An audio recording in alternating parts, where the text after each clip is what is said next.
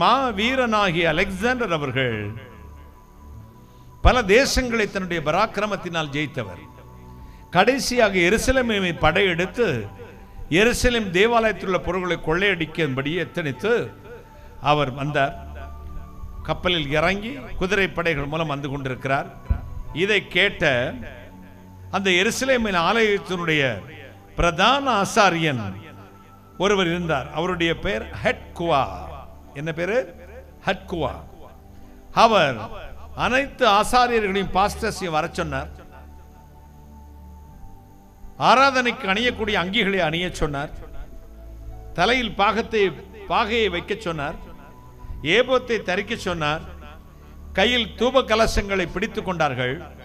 வரிசையா நிற்க சொல்லி எல்லாரும் தூப கலசத்தை ஆட்டிக்கொண்டு அலெக்சாண்டருக்கு எதிராக போகிறார்கள். ஒரே பாட்டை பாடிக்கொண்டு போனார்கள்.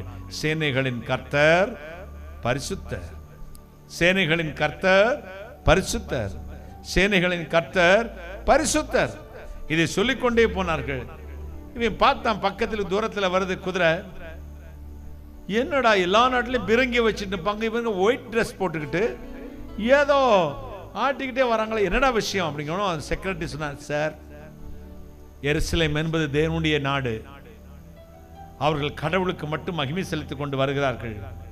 அவர்கள் தேவனாகிய கர்த்தரை பரிசுத்தம் பரிசுத்தம் என்று துதிக்கிறாங்க. இந்த தேசம் பரிசுத்தம் உள்ளது. பக்கத்தில் வந்து பார்த்தான். ஆசாரிய நெற்றியிலே ஒரு வாசகம் எழுதப்பட்டிருந்தது. தெரிஞ்சவங்க சொல்லலாம். என்ன வாசகம்? ஆசாருடைய நெற்றி பட்டத்திலே எழுதியிருக்கும். நல்லா புரிஞ்சுக்கங்க. ஆசாருடைய நெற்றி பட்டத்திலே ஒரு வாசகம் எழுதியிருக்கும். Holiness to the Lord. கர்த்தருக்கு பரிசுத்தம். கைகளை தட்டி கர்த்தரை மகிமைப்படும். கர்த்தருக்கு பரிசுத்தம்.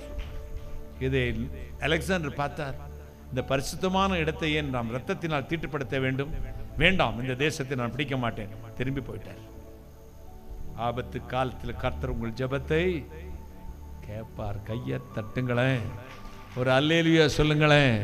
ஹalleluya.